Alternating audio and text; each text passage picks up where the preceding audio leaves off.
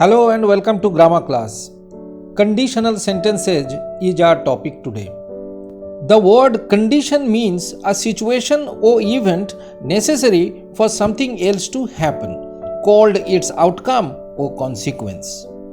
And a conditional sentence expresses a condition and the outcome or consequence upon the fulfillment of the condition. Though the condition may or may not be fulfilled and the consequence may or may not happen, the condition and its consequence are related. So a conditional sentence has two parts or clauses, a conditional clause and a consequence clause. The conditional clause is always a subordinate or dependent clause that starts with a subordinating conjunction such as if, unless, or in case, etc.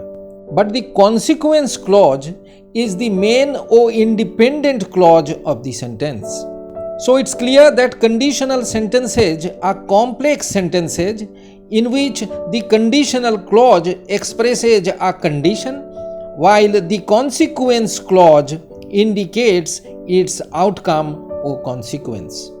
In the first example, if you heat water, it boils. If you heat water is the conditional clause and it boils is the consequence clause. And in the second example, if the doctor arrives in time is the conditional clause and the patient will survive is the clause of consequence. The conditional clause is called the if clause. In English grammar, there are four types of conditional sentences, namely the zero or general conditional, the first or open conditional, the second or imaginary conditional, and the third or imagined conditional. First up, we have the zero conditional. It expresses a universal or general truth or a scientific fact. It denotes a certainty. In zero conditionals, the if clause or the conditional clause has the simple present tense and the consequence clause or the main clause also has the simple present tense. It's very important to remember the tense and the mood used in the conditional and consequence clauses of each type of conditional sentences. If you touch fire, you get a burn. This experience is a general or universal truth, showing a cause and effect relation between the condition and its consequence. If you feel cold, you start shivering, also expresses a universal or eternal truth. And as you can see in these two zero conditional sentences, both the conditional and consequence clauses have the simple present tense. In the first sentence, the verbs touch and get, and in the second, the verbs feel and start are in simple present tense.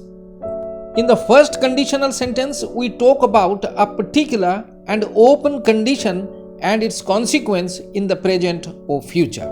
Here, open means likely or possible. In other words, the happening of such a condition or situation and its outcome or consequence is quite likely but not guaranteed. In the first conditional, the if clause has the simple present tense and the main clause has the simple future tense. In the first example, if it rains is the conditional clause having the simple present tense and they will not play is the consequence clause with simple future tense. In the second example, the conditional clause if you apologize had simple present tense and the consequence clause they will forgive you has simple future tense. But what about the second conditional sentence? Well, the second conditional expresses an imaginary or wishful condition and its unlikely or improbable consequence.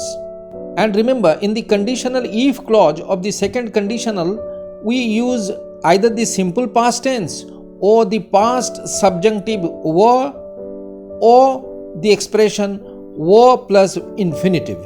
While in the main clause, we have the modal would or should or could or might and the base form of the verb. If I were a bird, I would fly. The second conditional sentence indicates an imaginary or improbable situation or event. In the if clause, we have the past subjunctive were in place of was, and in the consequence clause, we have would plus V1. If I knew his address, I would meet him is also a second conditional sentence, which also expresses an imaginary or unlikely situation. So we have the simple past in the if clause and would meet in the consequence clause. The second conditional structure is also used to make a polite request or to give advice politely. We would be very pleased if you attended my birthday party.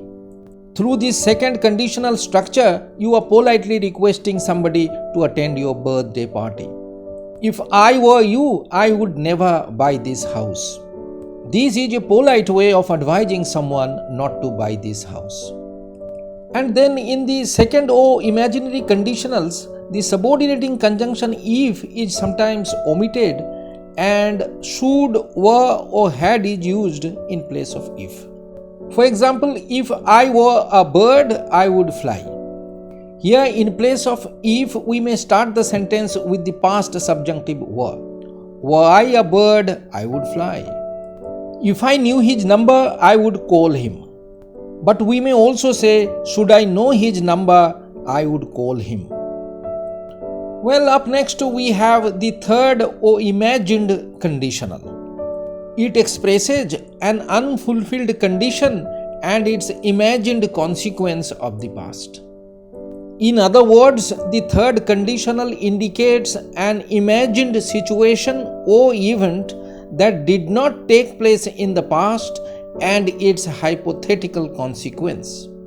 In the third conditional, the if clause or the conditional clause has the past perfect tense, and the main clause has the modal would or should or could or might plus have plus past participle of the main verb. For example, if I had seen him, I would have greeted him. This third or type 3 conditional sentence indicates that I did not see him or I did not greet him in the past.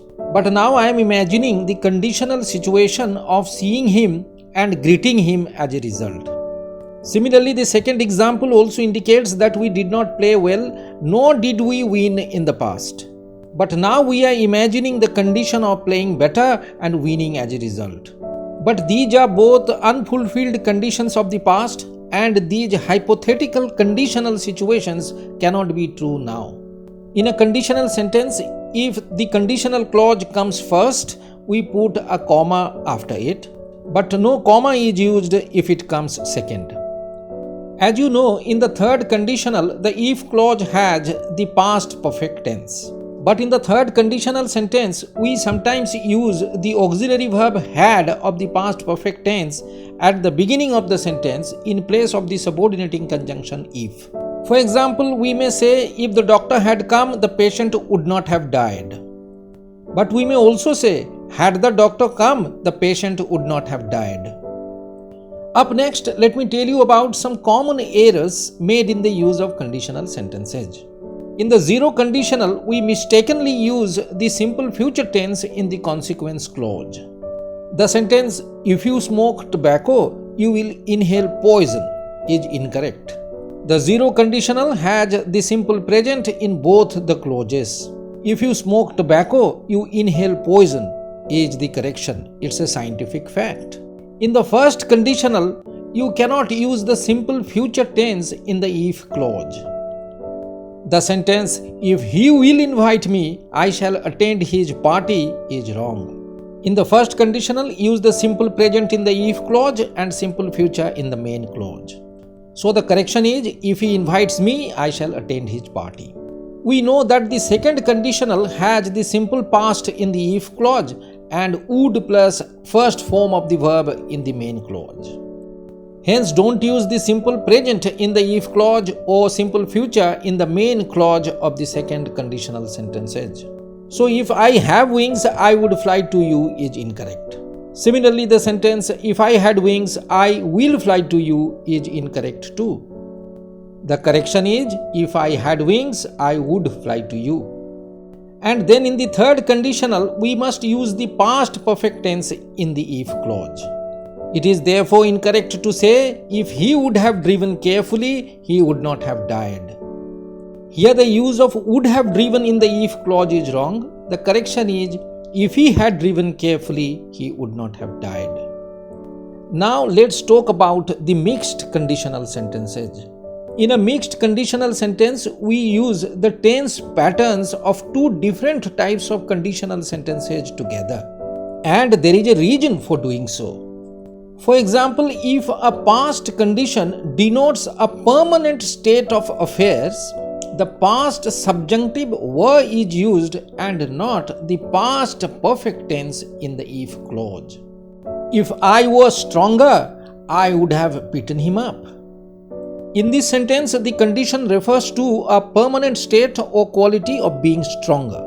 Hence, instead of the past perfect tense of the third conditional, we are using the past subjunctive of verb be in the if clause here. And as you know, this is the verb pattern used in the second conditional, while the main clause here has the verb pattern of the third conditional. Hence, it's a mixed conditional sentence. The mixed conditional is also used if the hypothetical or imagined consequence of an unfulfilled past condition relates to a certain present situation. And so, the if clause has the past perfect tense and the main clause has the verb pattern of the second conditional. If I had not wasted my money, I wouldn't need to borrow now. This sentence means I wasted my money in the past and I have a need to borrow at present. What about the imperative conditionals and interrogative conditionals? An imperative conditional expresses an order or advice or request or suggestion subject to a certain conditional situation. An imperative conditional consists of an if clause and a main clause of the imperative structure. Call me if you need anything. If you are obese, do take exercise daily. Do not panic, even if you hear gunshots. Interrogative conditionals indicate a question subject to a certain conditional situation.